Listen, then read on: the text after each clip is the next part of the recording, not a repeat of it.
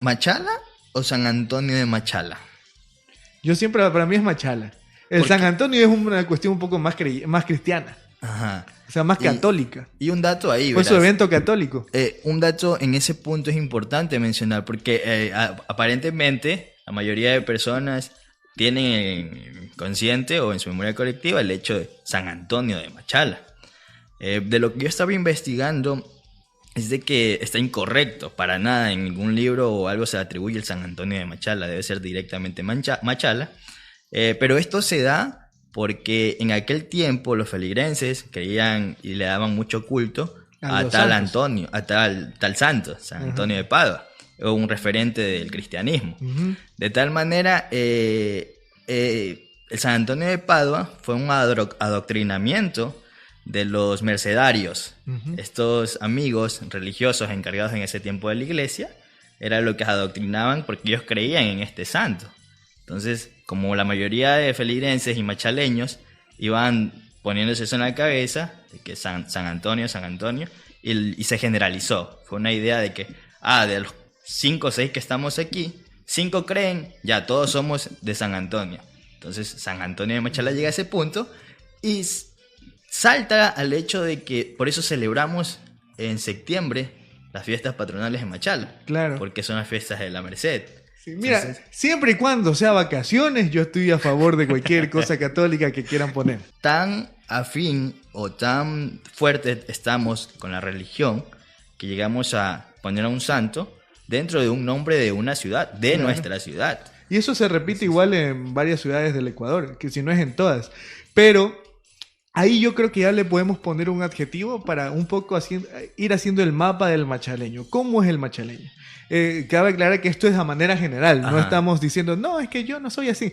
Estamos haciendo la manera general. No te me vayas a enojar todavía. No me vayas a funar. Esto es un programa de historia. No tiene nada funable pues, de por medio. Pero el machaleño podemos decir que es religioso. Y en su gran mayoría católico. Ujú. Es de esos católicos que no van nunca a la iglesia, pero por ahí cualquier domingo sí se pegan ahí una ida a la iglesia católica. Es más, hay muchos parques que están acompañados por una iglesia.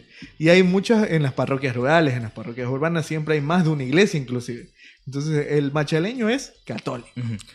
En realidad, el ser humano de sí es muy creyente y busca eso, hermano. O sea, y no hablo de una creencia netamente Claro, religiosa. como tal. O sea, claro, o sea, todos Quiere tener creen un algo, ídolo. pero el machaleño en Ajá. su gran mayoría es católico. ¿El tuyo cuál es? ¿El bicho o Lionel Messi? Messi. Estabas muy bien. Messi lover. Entonces, todos tenemos algo así.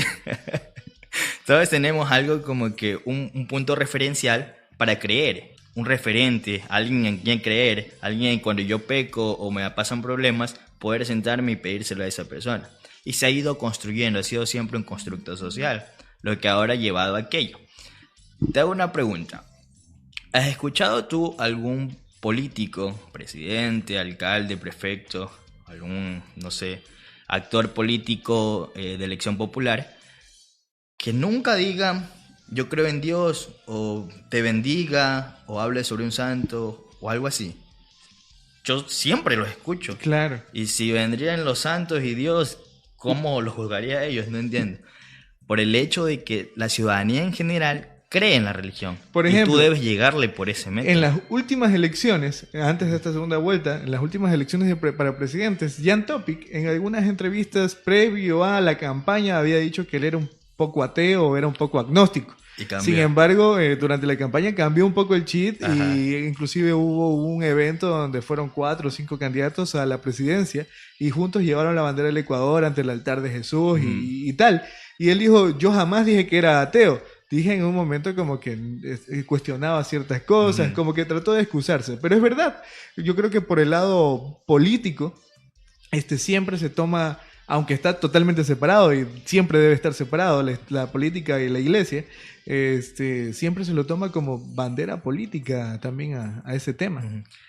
Con Dios, ecuatoriano. Claro, cuando dejamos cuando hicimos ese salto, pues el teocentrismo al antropocentrismo, y creímos más en que el ser humano puede hacerlo por sí solo, se separó pues la iglesia y la política. Pero en realidad No Nunca creo que se ha separado tanto. Ni la iglesia, ni la política, ni la educación se han terminado de separar por completo. Ajá.